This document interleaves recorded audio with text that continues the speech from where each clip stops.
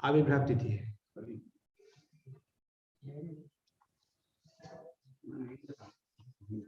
ऐसे देखिए, हम लोग तो क्लास तो भागवतम का होना चाहिए। भागवतम दो तरीका होते हैं, एक ग्रंथ भागवत होते हैं और एक व्यक्ति भागवत होते हैं। ग्रंथ भागवत में हम बहुत सारी चीज पढ़ते हैं, कुछ समझते हैं, कुछ समझ नहीं पाते हैं, क्योंकि एक ही चीज को कई तरीके से एक्सप्लेन किया जा सकता है। हम एक समझेंगे, आप दूसरा समझ सकते हैं, तीसरा कोई और कुछ समझ सकते हैं। लेकिन व्यक्ति भागवत का जो जीवन है वो ग्रंथ भागवतम का आधार से बनता है, और ग्रंथ भागवतम का जो शिक्षा है उसी को व्यक्ति भागवत अपना जीवन में निभाते हैं। इसीलिए व्यक्ति भागवत का जीवन से, उनका संग से हम और ज्यादा भगवत भक्ति को अपना सकते हैं ग्रंथ भागवतम से। ग्रंथ भागवत में हम श्लोक पढ़ेंगे, मन मना हो मद भक्त मज्जाजमा नमस्कुरु, लेकिन व्यक्ति भागवत हम देखेंगे कैसे उसको उपयोग करते हैं। इसलिए आज हमारा जब एक मौका मिला, लोचनदास ठाकुर का आविर्भाव तिथि है, तब हम चर्चा करेंगे और उनका जिंदगी से, उनका जो लाइफ से हम क्या शिक्षा लाभ किए, कैसे वो प्रभावित किया हमारा गौड़ीय वैष्णव संप्रदाय को, वो बताएंगे। लोचनदास ठाकुर, ऐसे उनका जन्म हुआ था 1523 ख्रीष्टाब्द में, मतलब चैतन्य महाप्रभु आए थे 1486 486, और आफ्टर 37 ईयर्स 37 साल बाद कौन आए? लोचनदास ठाकुर। उनका जन्म हुआ था आपका काटुआ का पास कुग्राम बोल के जगह है, अजय नदी का पास में। अजय नदी जानते हैं, जो बंगाली लोग जानते हैं, अजय नदी बोल के, जो जैसे ब्रह्मपुत्र होता है ना, नदी नहीं नद होता है, पुलिंग होता है, ऐसे अजय नद एक है, जहाँ पे बंगाल में बोलते हैं जयदेव गोस्वामी का जन्म स्थान उधर है। हम तो बोलते हैं उड़ीसा में कुंडली ग्राम है, उधर भी एक कुंडली ग्राम है, अभी उधर जय जय मेला होता है, उसी के आसपास में उनका जन्म हुआ था। उनका पिताजी का नाम था कमलाख्य और माँ का नाम था सदानंदिनी, और वो लोग वैद्य थे, काम से ऑन प्रोफेशन डॉक्टर थे, ठीक है। लेकिन पिता माता का एक ही संतान थे, इसलिए बचपन से बहुत प्यारा से बड़े थे। और उस टाइम में एक कल्चर था ऐसे, जैसे होम स्कूलिंग होता है ना आजकल, ऑनलाइन क्लास होता है, ऐसे होम स्कूलिंग होता था। कोई बच्चे ऐसे होते हैं, ज्यादा बड़ा घर का लड़का होता है, ज्यादा प्यारा मोहब्बत का होता है, तो स्कूल में भेजते नहीं थे, वो घर में टीचर आते थे। इसलिए उनका घर में पुरुषोत्तम दत्त नाम सुने होंगे आप लोग, वो चैतन्य चैतन्य में आता है, गौर पार्षद चैतन्य में आता है, वो महाप्रभु का पार्षद है पुरुषोत्तम दत्त। उन्होंने टीचर थे, उन्होंने आते थे पढ़ाने के लिए। किसको? लोचनदास ठाकुर। कहाँ पढ़ाते थे? उनका घर में। लेकिन पुरुषोत्तम दास ठाकुर, पुरुषोत्तम दत्त, वो महाप्रभु का पार्षद थे, बहुत प्यारा थे। उनका एक एफिनिटी था, उनका एक माने संग था नरहरि ठाकुर के साथ। नरहरि ठाकुर नाम सुने होंगे। नरहरि ठाकुर वो ऐसे बांग्लादेश का शिखर बोल के जगह होता है, वहां का है, लेकिन वो रहते थे आसपास में, और उनका पास पुरुषोत्तम ठाकुर रेगुलर जाते थे, उनको गुरु जैसे मानते थे। उनके शिष्य नहीं, लेकिन ऐसे जैसे हम लोग किसी गुरु जैसे मानते हैं, चलते हैं, ऐसे जाते थे। और जाते जाते, और जब जाते थे तो लोचनदास साथ में लेकर जाते थे। लोचनदास बचपन में थे, वो साथ में जाते थे। किसके साथ? पुरुषोत्तम दत्त के साथ। और लोचनदास ठाकुर बचपन से मोटा मोटी उनका लाइफ स्टाइल ऐसे ही था, वो उनका ननिहाल में ज्यादा रहते थे, अपना घर नहीं रहते थे। मतलब उनका मामा का घर, वहीं रहना पसंद करते थे, और कभी घर में रहते थे, कभी उधर रहते थे, कभी 4 महीना उधर रह गए, कभी 1 महीना इधर आ गया, ऐसे होते थे। स्थिति ऐसे हो गया था, वो ना घर में रहते थे ना ननिहाल में रहते थे, और रहते थे जाकर कहाँ, नरहरि ठाकुर के पास। मतलब अभी तो जैसे फोन हो गया, ऐसे नहीं जब फोन चला गया अभी वो लड़का जा रहा है पहुंच जाएगा, ऐसे बात था अभी होता है, ऐसे नहीं था उस टाइम में। इसलिए उनका घर में लोग सोचते हैं वो ननिहाल में है, वो सोचते हैं घर में है, और वो जाकर बैठा कहाँ, नरहरि ठाकुर के घर। और पुरुषोत्तम दत्त के साथ नरहरि ठाकुर के पास जाकर वो सारे चैतन्य महाप्रभु का लीला, भागवत लीला सब श्रवण किया। वैसे तो लोचन दास ठाकुर माने कृष्ण लीला में मंजरी थे, कृष्ण लीला मंजरी थे। मंजरी मतलब जानते कौन, राधा रानी के सखी, सखी को जो सेवा करते हैं मंजरी होते। वो मंजरी होते जब भगवान का नित्य सेविका है, वो क्या के नरहरि दास ठाकुर के पास रहते रहते, और नरहरि दास ठाकुर बहुत बड़ा माने माने उच्च कोटि संत थे, मैं चैतन्य महाप्रभु का बहुत अंतरंग थे। उनका एक इच्छा था हम चैतन्य महाप्रभु में कुछ लिखें, लेकिन उनका लेखन का शैली इतना अच्छा नहीं था। वो चाहते कोई हमको हेल्प करे, हम कुछ लिखें। और लोचन दास ठाकुर को इसके लिए तैयार करने के लिए वो नवद्वीप भेजे पढ़ने के लिए। लोचन दास ठाकुर नवद्वीप में आकर टोल में पढ़े। कौन भेजे, उनके पिताजी नहीं भेजे, कौन भेजे, उनका गुरु भेजे, नरहरि ठाकुर। जो पढ़ने के बाद मोटा मोटी एक उनका अपना पंडित आ गया। जब पंडित बन गए, पंडित मतलब संस्कृत स्कॉलर बन गए, ऐसे बंगाली तक थे ही थे, और फिलोसफी मोटा मोटी आ गया। आने के बाद उन्होंने किताब लिखी, किताब का नाम चैतन्य मंगल। किताब नाम क्या है, लेकिन उस टाइम 2 चैतन्य मंगल था। जब वो चैतन्य मंगल लिखे ना, वो लोचन दास साहब लिखते थे और उनका गुरु को सुनाते थे। और उनके इतना वो थोड़ा लोकल लैंग्वेज उनका लिखा था, लोकल जैसे रामचरितमानस होता है ना, हिंदी है लेकिन लोकल हिंदी, जैसे लोकल में चलता है, जैसे बलांगीर का उड़िया, बरहमपुर का उड़िया है, अवध भाषा। इसीलिए वो क्या लोकल जो ज्यादा पॉपुलर होता है, लोग ज्यादा एक्सेप्ट कर पाते हैं, इसलिए वो क्या किए ना, वो जब लिखे हैं, लिखने के बाद वो मोटा मोटी कंप्लीट कर दिए। उसका नाम चैतन्य मंगल इसलिए रखे हैं, एक कारण था, क्योंकि उसमें चैतन्य महाप्रभु का विष्णुप्रिया के साथ शादी के बारे में ज्यादा एक्सप्लेन किया गया। मोस्टली विष्णुप्रिया महाप्रभु का जो लीला वो मोस्टली उसमें एक्सप्लेन है। इसलिए हम लोग बोलते हैं ना, कोई मंगल विवाह मंगल ऐसे बोलते हैं ना, मंगल का मंगलिक काम बोलते हैं ना, इसलिए चैतन्य मंगल नाम इसलिए रखा गया क्योंकि वो मोस्टली डीलिंग विथ उनका पास्ट टाइम। कौन सा, चैतन्य महाप्रभु के साथ विष्णुप्रिया। इसलिए जब वो लिखने के बाद उनको पता चला जी उनका वृंदावन दास ठाकुर और एक चैतन्य मंगल लेकर बैठे, उस टाइम 2 चैतन्य मंगल हो गया था। अब वृंदावन ठाकुर बहुत नजदीक थे महाप्रभु का, यद्यपि वो महाप्रभु को दर्शन नहीं मिला उनको।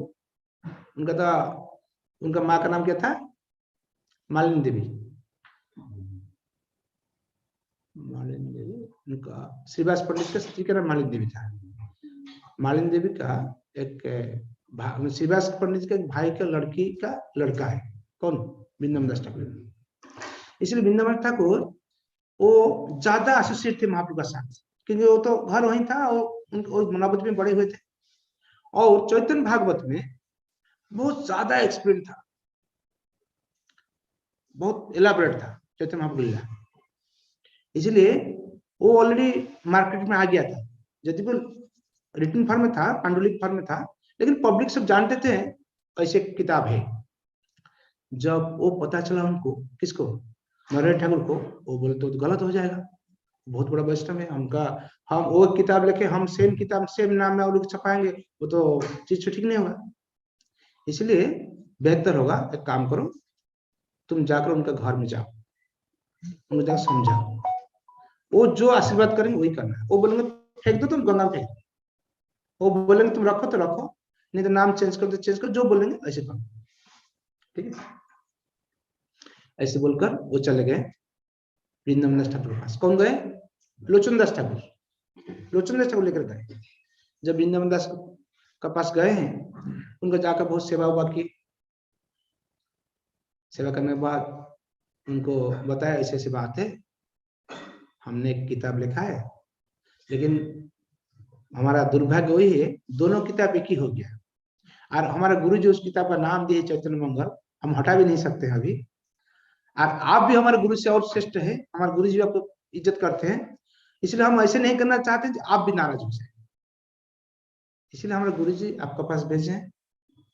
आप जैसे बोलेंगे ऐसे हम करेंगे, आप चाहें हम उसको फेंक ही देंगे, आप चाहें रखेंगे, आप चाहें नाम चेंज करेंगे, करेंगे जैसे बोलेंगे। तब वो तो पहले गुस्सा हो गया, फिर कहां से लड़का आ गया भाई, हाँ, एक ही नाम में किताबों को नाम नहीं मिला तुमको, लेकिन गुस्सा होते हुए, वैष्णव है ना, गुस्सा होते हुए भी बोले ठीक है। बाद में उनको थोड़ा अच्छा मुहूर्त देकर उनको सुनाए। कौन? लोचनदास ठाकुर। पहले जब फर्स्ट जो छंद है उनको सुनाए, वो हम भूल गया अभी। उसका अर्थ ऐसे होता है, नित्यानंद प्रभु और महाप्रभु के अंदर कोई अंतर नहीं है, नित्यानंद प्रभु स्वयं महाप्रभु है, अलग अंग से, वही बात है। वो सुनने के बाद वो वृंदावन दास ठाकुर वही मूर्छा चले गए, उनका इतना मतलब भाव आ गया, वही एक पद है और सुने नहीं, तो मुझे चले उनका शिष्य लोग आगे क्या हुआ क्या हुआ क्या हुआ। इसके बाद उनको थोड़ा सेंस आया, जब सेंस आया तो वो बोले जाओ तुम्हारा ऑथराइज, और कुछ सुनना नहीं हम। नहीं नहीं आप सुनना पड़ेगा, बात बात सुनना पड़ेगा ना, हो सकता है बाद में कुछ ऐसी कुछ गलती होगा, कि हम तो कभी महाप्रभु को देखा नहीं, हम तो नवद्वीप में रहा नहीं, रहा मतलब अलग से रहा, लेकिन आप जैसे क्लोज हम इतना महाप्रभु क्लोज नहीं, आप सब सुन। नहीं नहीं और सुनने को जरूरत नहीं, हम समझ गया। इसके बाद चैतन्य मंगल को रखने के लिए वो अपना चैतन्य मंगल नाम चैतन्य भागवत, मतलब जो मूड जो राइटर है उनका जो फीलिंग्स है, जो मूड है, जो भावना है, वो पहला पद से आ गया। क्योंकि वृंदावन ठाकुर वो नित्यानंद प्रभु का बहुत प्रेमी थे, हाँ वो समझते नित्यानंद प्रभु छोड़कर वो चैतन्य लीला संभव नहीं है, इसीलिए चैतन्य भागवत बहुत बड़ा हो गया था। लास्ट में वो अंत्य लीला मध्य में कटअप किए हैं, इसलिए चैतन्य भागवत में आप अंत्य लीला ज्यादा मिलेगा नहीं, बहुत कम है, मध्य लीला बहुत कम है, जो नवद्वीप लीला वास है। नवद्वीप लीला में कुछ है ऐसे जो मध्य लीला अंदर घुस गया चैतन्य भागवत में, चैतन्य चैतन्य में जो मध्य लीला, चैतन्य भागवत में मध्य उसमें अंतर है। बाद में चैतन्य चरितमृत जब आया कृष्णदास कविराज गोस्वामी का, उसमें नवद्वीप लीला पूरा बाल्य लीला में, जब पूरी गए उसके बाद मध्य लीला शुरू हुआ। लेकिन चैतन्य भागवत में ऐसे नहीं, चैतन्य भागवत में मध्य लीला शुरू हो गया पहले पहले, नवद्वीप होते हुए भी मध्य लीला शुरू हो गया था। इसका कारण वही है क्योंकि वो ग्रंथ इतना बड़ा होने वाला था, उसको रोकने के लिए, क्योंकि इतना बड़ा कौन पढ़ेगा, उसको रोकने के लिए वो नवद्वीप लीला को पूरा बिस्तर बिस्तर बिस्तर से मैंने रचना किए हैं। उसमें एकदम भगवान का चैतन्य महाप्रभु खुद भगवान है, नित्यानंद बलराम है, उसको प्रूफ करवाए, लेकिन आगे बढ़े नहीं ज्यादा। आगे बढ़ने का काम कौन किए हैं? कृष्णदास कविराज गोस्वामी किए हैं चैतन्य चरितमृत में। इसलिए चैतन्य चरितमृत ग्रंथ जो होता है वो मैंने पूरा कंडेंस किया हो सारे फिलोसफी को, क्योंकि चैतन्य चैतन्य जो ग्रंथ लिखे हैं, कौन लिखे हैं? वृंदावन दास कृष्णदास कविराज गोस्वामी। वो भी कोई महाप्रभु देखे नहीं, वो जाकर वृंदावन में रघुनाथ दास गोस्वामी के पास, रघुनाथ भट्ट गोस्वामी के पास, जीव गोस्वामी के पास बैठकर उनसे सुनते सुनते उसको बनाए। इसलिए वो एक फिलोसफिकल ट्रेजर हाउस बना दिया चैतन्य चरितमृत को। उसमें भाव कम है, फिलोसफी ज्यादा है। और चैतन्य भागवत में फिलोसफी तो है ही है, लेकिन भाव भी, क्योंकि बाल्य लीला है ना। और चैतन्य मंगल में और उसको रसाल कर दिया। रसाल मतलब क्या है? एकदम रस का भंडार हो गया, क्योंकि कृष्ण भगवान चैतन्य महाप्रभु विष्णुप्रिया का वो वर्णन ज्यादा है उधर, ज्यादा मतलब मोस्टली। इसके बाद वो जब उनका अप्रूव्ड हो गया किससे, वृंदावन दास ठाकुर से, वृंदावन दास ठाकुर उनको वो किताब को बचाने के लिए अपना किताब का नाम चेंज किया। देखो कितना बड़ा डेडिकेशन है, वैष्णव लोग का भावना कैसे होता है। वो सोचे नहीं अरे हमारी किताब पहले बजा भैया, हम इतने लोग को बोला, सब कुछ सुने, हम चेंज नहीं करेंगे, तुम चेंज करो, नहीं, तुम चैतन्य मंगल नाम तुम्हारे किताब के लिए ठीक ही नाम है। इसके बाद वो जब आए वापस, वो आकर पांच उनका गुरु के पास, नारायण दास ठाकुर के पास, नारायण ठाकुर जब देखे बहुत खुश हो गए, क्योंकि इतना सबमिसिवली, इतना मीक, मतलब इतना नम्र हिसाब से काम को आधा कर माने करवाए। कौन? लोचन दास ठाकुर। उनको भाव देखकर बहुत खुश हो गए। खुश होने के बाद जब वो किताब को और आगे बढ़ाए, बीच में झमेला हो गया। झमेला क्या हुआ, उस टाइम में एक बाल्य विवाह प्रथा था। 5 साल 5.5 साल पहले की बात है ना। जो बाल्य विवाह प्रथा था, उनका नारायण दास ठाकुर का, ये जो लोचन दास ठाकुर का बचपन से शादी हो गया था, उनको पता ही नहीं था शादी। अभी वो जो लड़की का घर से वो लोग आज में आ गए, फिर उनका शादी हो गया, उनको ढूंढो। अभी उनका ना घर में है, ना ननिहाल में है, कहीं नहीं है। कहाँ ढूंढते ढूंढते ढूंढते वो लोग आकर पहुंचे गुरु का आश्रम। वो बोले देखो आपका वो जो शिष्य है वो शादी किया हुआ है। तो लोचन बोलते नहीं नहीं, हम कभी शादी नहीं की, हम शादी नहीं किया, हम कब शादी किया।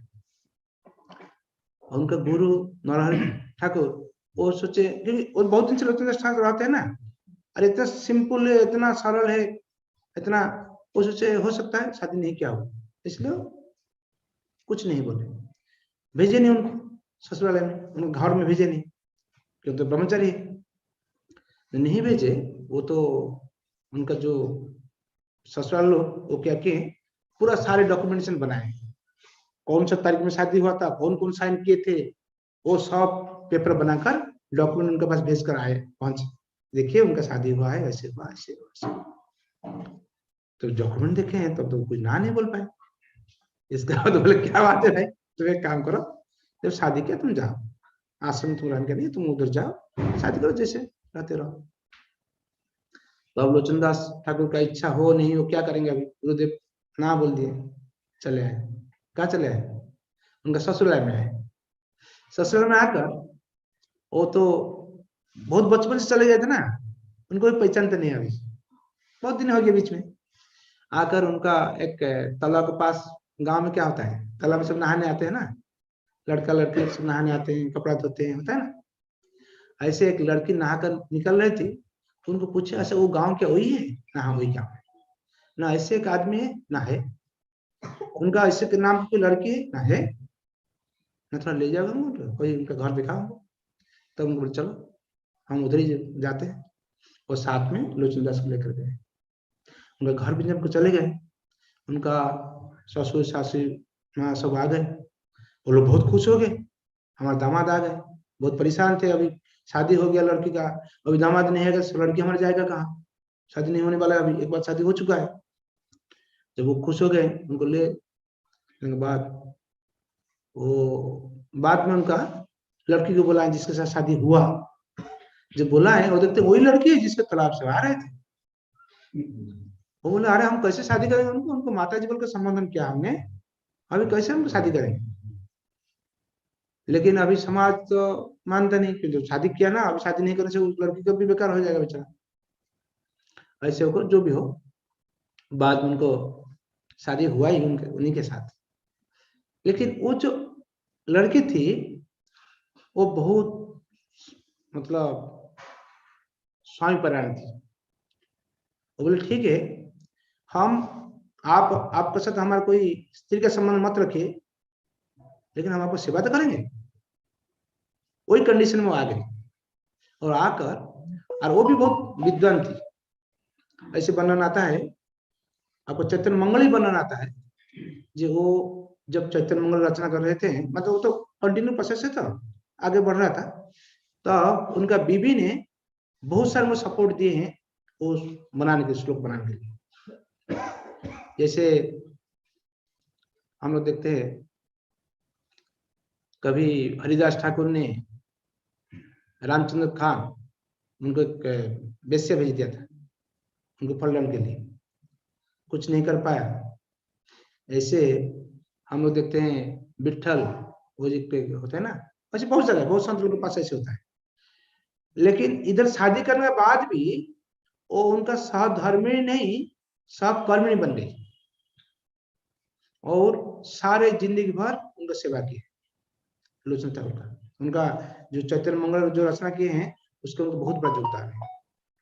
इसलिए आज हमारे एक शुभ अवसर है, ऐसे एक महान संत का आविर्भाव तिथि जो कृष्ण का मंजरी थे, छोटी मोटी बात नहीं।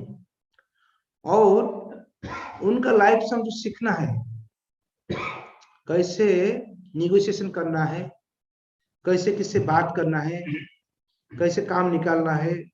उनका बीबी के साथ, बीबी को ही बीबी उनको घर में रखे हैं, अपना बीबी है, लेकिन वो बीबी भी नहीं समझते हम बीबी है, वो भी नहीं समझते हमारी बीबी है। छोटी मोटी बात है।